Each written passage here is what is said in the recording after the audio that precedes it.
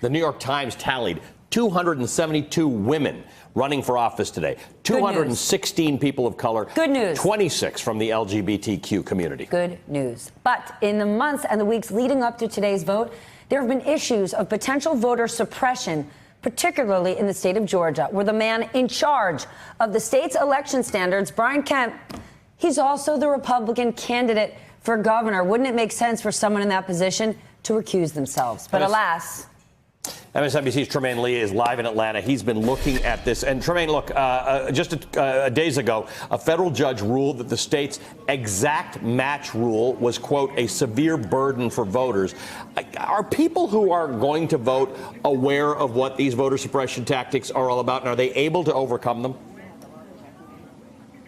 I'll tell you what, folks across the city are very much aware of the judge's ruling, and it's fired some folks up. Anyone who was confused about their status, they now have a level of comfort. On the flip side, it has indeed given a chilling effect to some folks who, with all the confusion surrounding this election and controversy, it's been pretty tough for folks. But I'm here in the command center of Pro Georgia. They've been fielding calls about concerns at the polls, any kind of voting irregularities all morning long. The phones were ringing off the hook this morning with concern about some of the things going on across the city. I want to pull in Tamika Atkins. She's the executive director of Pro Georgia. Tamika, what have you been seeing here today?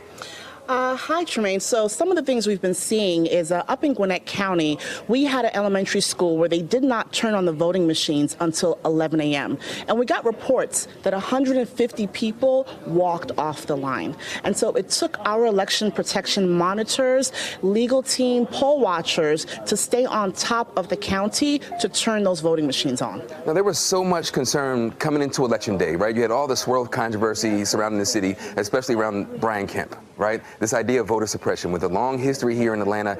Has that affected voters and voter behavior at all?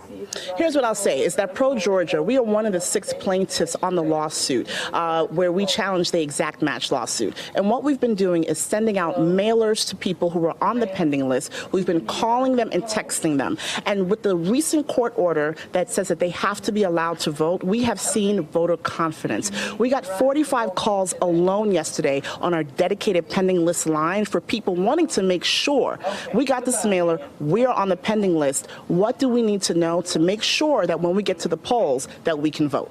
With so much at stake, Ali and Stephanie, folks are organized. People are getting out the word that you still have time to vote. Get out there. If there are any issues, call the hotlines. But folks, again, are fired up, especially in this very historic race here in Georgia. Let's get people out to vote. Tremaine, thanks very much. That is a responsibility as journalists we take very, very seriously.